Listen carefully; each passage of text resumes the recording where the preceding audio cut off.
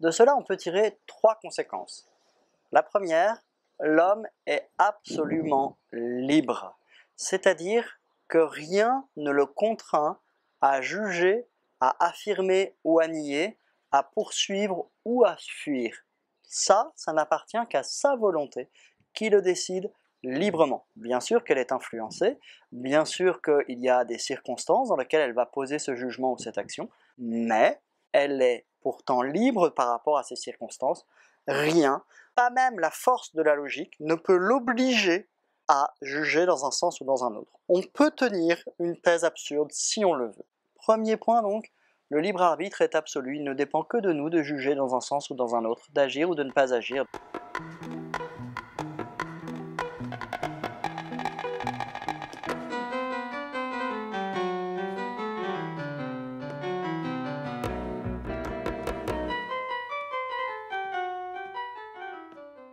Deuxième point très important, s'il n'y a aucune contrainte sur cette volonté qui soit absolue et que la volonté peut toujours être maîtresse d'elle-même malgré les difficultés, ça ne veut pas dire que cette liberté est spontanée. Et l'entreprise de Descartes du doute le montre. La volonté n'est utilisée que de manière réfléchie. Sinon, souvent, nous nous laissons emporter par notre habitude, nous nous laissons emporter par nos passions.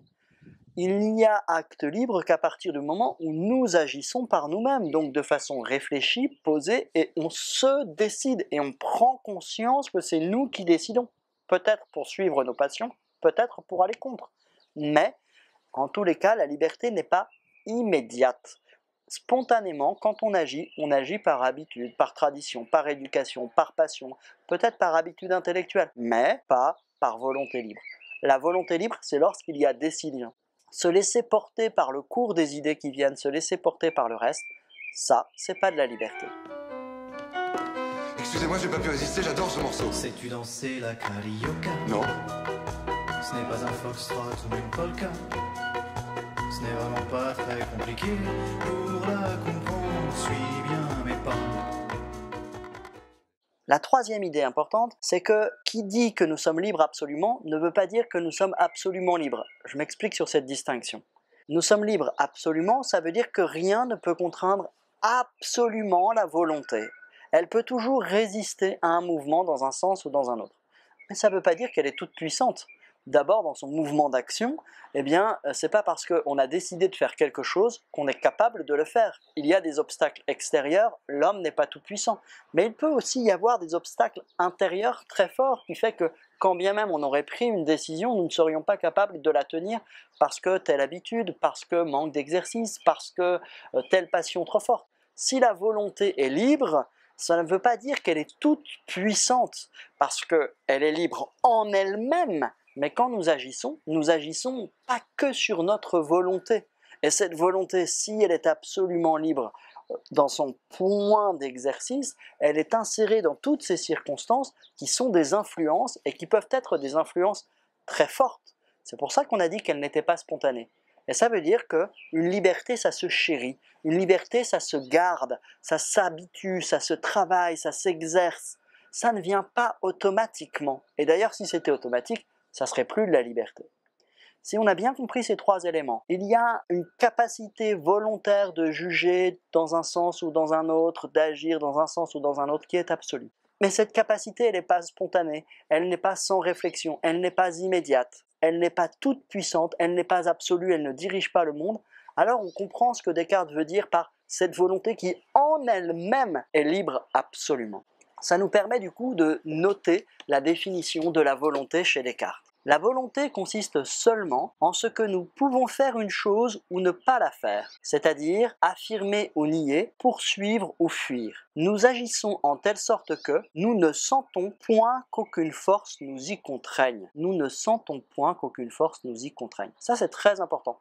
Descartes ne dit pas qu'il n'y a pas des forces autour, mais sur la volonté elle-même, il n'y a aucune force qui peut absolument contraindre cette volonté. Elle garde toujours intérieurement quelque chose d'indéterminé.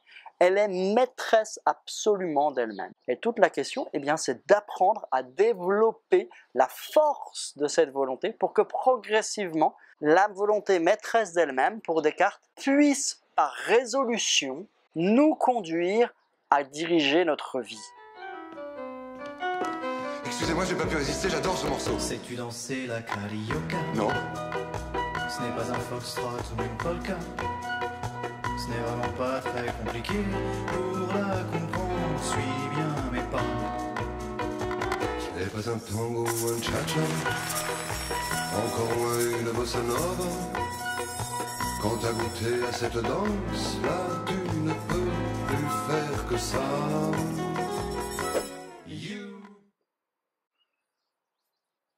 Oui, pardon. De ce que nous venons de dire, nous pouvons tirer quelques conclusions rapides, d'abord chez Descartes et puis en général. Chez Descartes, d'abord, on comprend pourquoi Descartes est un philosophe de la méthode. Il pense que nous avons tous la même capacité à juger du vrai et du faux. Ça, c'est acquis. Mais ce qui nous différencie, c'est la manière d'appliquer cette capacité à juger du vrai et du faux. Il faut se prendre la bonne méthode, sinon on se perd. Or, la méthode, elle dépend de quoi? D'un choix, d'une décision. Descartes est vraiment un philosophe de la liberté. On a des capacités et c'est à nous de bien les appliquer ou de mal les appliquer. Ça, typiquement, c'est la définition de la méthode. La deuxième chose, ça sera la question de la responsabilité morale.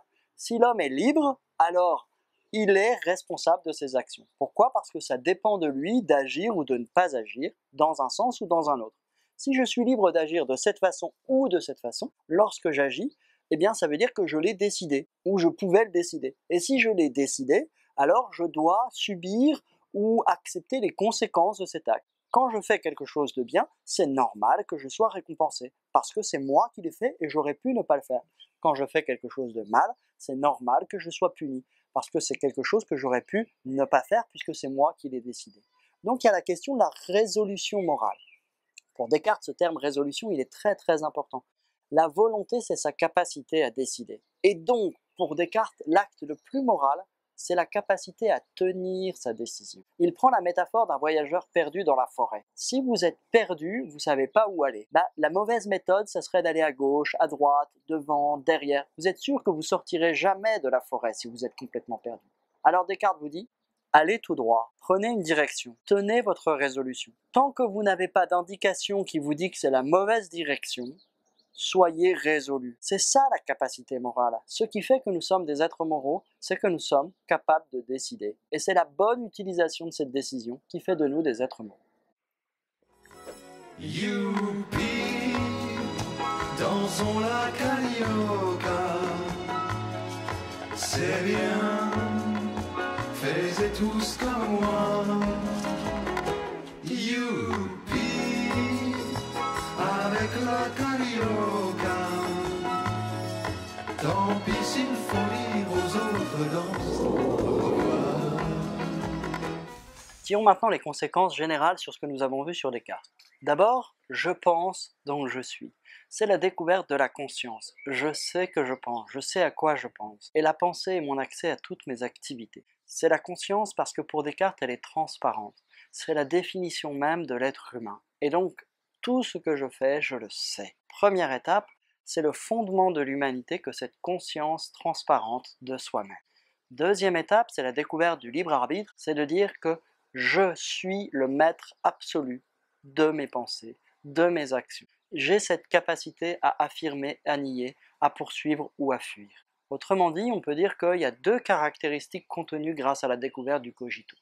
La pensée, comme conscience de soi transparente, le libre arbitre, comme maîtrise de soi absolue. Conscience transparente, maîtrise de soi absolue, est-ce que c'est vraiment le cas chez chacun d'entre nous? C'est ce que nous verrons dans la critique.